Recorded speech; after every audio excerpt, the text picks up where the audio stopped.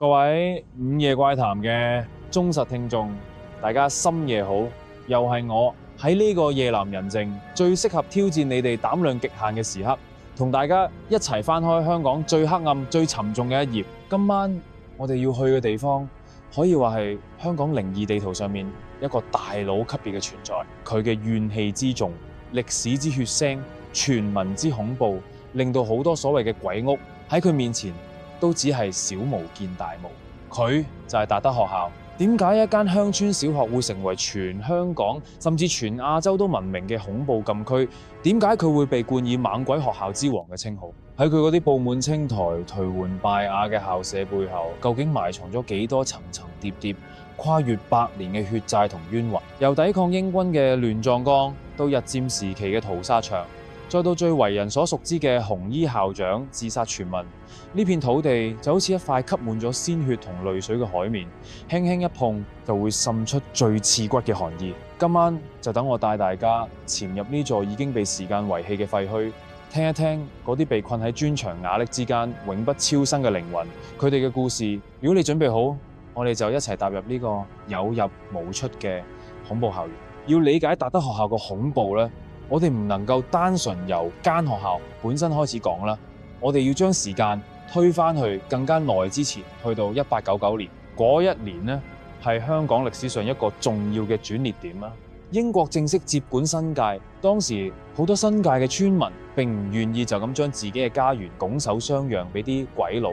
於是以平山鄧氏為首嘅村民就組織起嚟，同英軍發生咗激烈嘅武裝衝突。其中一個最主要嘅戰場咧，就喺屏山下村一帶嘅。你可以想象下當時嘅畫面啦，一邊係裝備精良、訓練有素嘅英國軍隊，另一邊係拎住啲土製火槍、鋤頭、鐮刀，憑住一腔熱血保衛家園嘅村民。結果可想而知係一場慘烈嘅屠殺。居民當時有無數嘅屏山村民就喺今日達德學校所在嘅嗰片山頭上面戰死沙場。由於死傷枕藉，屍體根本嚟唔切處理，好多村民就被草草埋葬喺嗰度，甚至可以話係暴屍荒野。呢度喺成為學校之前，首先係一個充滿血腥、憤怒同不甘嘅亂葬崗。呢啲為保衛家園而死嘅英魂，佢哋嘅怨氣就成為咗呢片土地第一層，亦都係最深厚嘅詛咒。佢哋嘅靈魂被束縛喺呢片佢哋用生命去守護，但係最終都係失去咗嘅土地上面。呢份百年嘅怨念就好似一個計時炸彈，為日後達德學校嘅所有恐怖傳聞埋下咗最重要嘅伏線。呢度嘅泥土每一寸都可能浸染過百幾年前屏山子弟嘅鮮血。時間快轉到1931年，屏山鄧氏族人為咗作育英才，喺呢個充滿悲痛歷史嘅地方創辦咗達德學校。學校營辦咗幾十年，直到1998年先至正式停辦。而喺呢幾十年之間，就發生咗一件令到達德學校猛鬼之名正式烙印喺全香港人心目中嘅關鍵事件。呢件事就係關於一位女校長嘅自殺傳聞。呢個傳聞呢，有幾個唔同嘅版本，但係最廣為流傳嘅一個呢，係話喺某一年啦，達德學校有一位女校長因為工作壓力，又或者係感情問題，總之係因為某啲事而想唔開，佢選擇咗一個最決絕，亦都係怨氣最重嘅方式去結束自己嘅生命。佢着住一身鮮紅嘅連身裙，喺學校其中一個女廁入邊吊頸自殺。喺中國人嘅傳統觀念入邊，着紅衫自殺係代表死後要化成厲鬼翻嚟報仇。紅色喺呢個情景之下，唔再係喜慶，而係最惡毒嘅詛咒。自從呢位校長死咗之後，達德學校咧就開始怪事頻生。好多學生同老師都話，喺黃昏之後，如果仲留喺學校，就會遇到啲無法解釋嘅事。最多人講嘅呢，就係喺校長自殺嗰個女廁格。居民啦，嗰格廁所從此之後呢，就冇人敢再用。有啲膽大嘅學生試過喺出面會聽到廁格入邊傳出女人嘅飲泣聲。有時啲人仲會見到廁格門下面條罅會見到一對紅色嘅高踭鞋企咗喺度。但係當你敲門，或者係等好耐都冇人出嚟，你揾人幫手撞開道門之後，入邊係空無一人嘅。更加恐怖嘅係，有啲人話夜晚喺校舍走廊行過，會透過窗嘅倒影見到一個着住紅衫嘅女人身影，企咗喺你身後，用一對充滿怨毒嘅眼睛死死咁望住你。但係你一臨轉頭佢又唔見咗，呢個紅衣女鬼就成為咗達德學校最標誌性嘅一個靈體。佢嘅存在令到學校嘅氣氛變得極度壓抑同埋恐怖，好多學生都因為驚而要求轉校，可能呢亦都係達德學校呢最後走向停辦嘅其中一個原因。達德學校喺1998年停辦之後，成座校舍就咁被荒廢，正因為佢猛鬼之名實在太過響亮，加上佢嗰種與世隔絕、破落荒涼嘅環境，自然就吸引咗無數嘅年輕人同埋所謂嘅靈探團隊喺夜晚偷偷咁潛入去探險。而呢班闖入者嘅經歷就為達德學校嘅恐怖傳說增添咗更多近代而且更加真實嘅案例。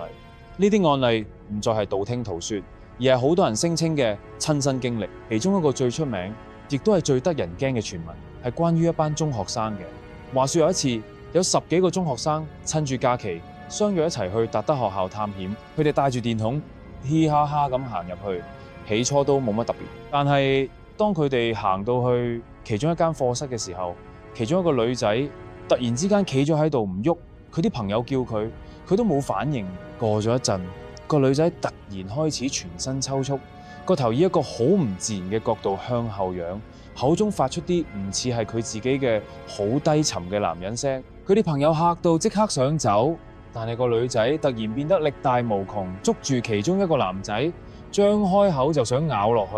嗰啲同學咧嚇到魂飛魄散啦，有啲人咧即刻跑出去報警啊，有啲人咧就留喺度想制服個女仔啦。據聞當時喺混亂之間，個女仔仲不斷大叫，話自己係當年喺度俾英軍殺死嘅村民，話呢班後生仔騷擾到佢哋安寧，要佢哋全部留低。最後警察同救護員到場，要幾個人夾手夾腳先至制服到個女仔，將佢送咗去醫院。據聞個女仔之後精神失常咗好一段時間。呢件事當年仲上過報紙，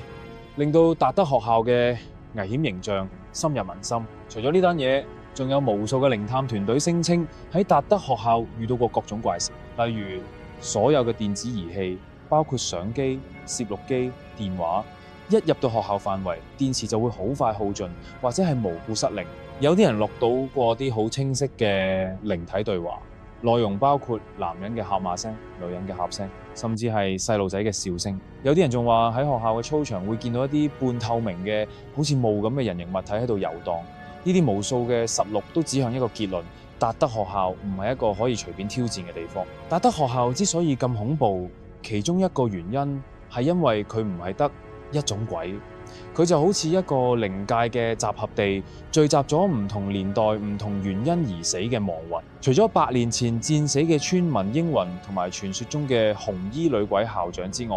仲有人話喺日佔時期，呢度都曾經俾日軍佔據，成為一個行刑同埋埋葬屍體嘅地方。所以有啲人聲稱喺學校入邊會見到啲着住日軍軍服嘅靈體，甚至會聽到日文嘅入罵聲。另外喺達德學校旁邊呢，就係一個山墳呢個地理位置，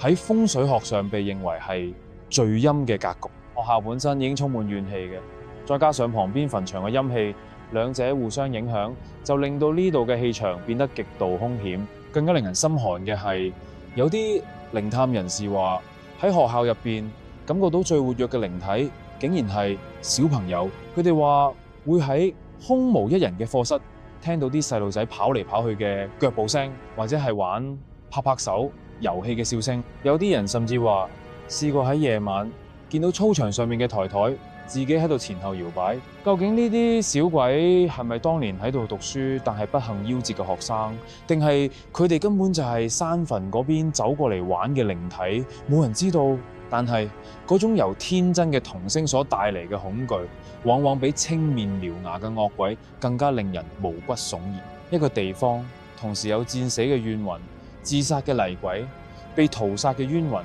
同埋嬉戲嘅小鬼，呢啲來自唔同時空嘅不幸靈魂，全部被困喺呢個廢棄嘅校園入邊，日復一日，年復一年。達德學校與其話係一間學校，不如話係一個亡魂嘅遊樂場，一個永恆嘅靈界監獄。達德學校，一個承載住香港百年血淚史嘅地方，由村民嘅反抗到校長嘅悲劇，再到無數闖入者嘅恐怖經歷，佢嘅故事就係一部活生生嘅香港靈異編年史。今日達德學校嘅正門已經俾高高嘅鐵絲網圍住，掛上咗私人地方不准進入嘅警告牌。但係呢啲物理上嘅阻隔並冇辦法鎖住佢嘅傳說，佢嘅故事依然喺網上流傳，喺鬼故迷之間被反覆討論。究竟嗰度嘅一切係咪真係源於百年嘅詛咒？紅衣女鬼係咪每晚都仲喺女廁入邊重複住佢自殺前嘅最後一刻？操場上面係咪真係有一班永恆嘅學生喺度玩緊佢哋永不完結嘅遊戲？我哋冇答案。